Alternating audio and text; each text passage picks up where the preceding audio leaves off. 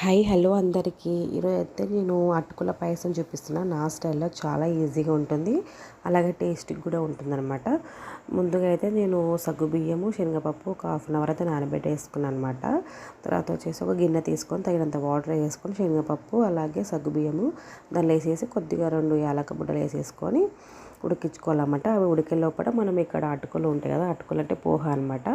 అవి నెయ్యిలో వేపేసుకొని పక్కకైతే పెట్టేసుకోవాలన్నమాట. మనకు ఆ లోపల మనకు సగ్గుబియ్యము శనగపప్పు అనేది ఉడికిపోతుంది. ఉడికిపోయిన తర్వాత నేను చక్కెరతో చేస్తున్నాగా చక్కెర అయితే యాడ్ చేస్తున్నాను. మీరు బెల్లంతో చేసుకొని ఇంకా టేస్టీగా ఉంటుంది.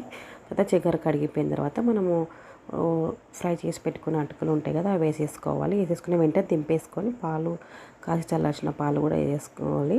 తర్వాత నెయ్యిలో వేపిన డ్రై ఫ్రూట్స్ కూడా యాడ్ చేసుకుంటే మనకు అటుకుల పాయసం అయితే రెడీ అయిపోతుంది. వీడియో నచ్చితే లైక్ చేసి సబ్స్క్రైబ్ చేసుకోండి. బాయ్.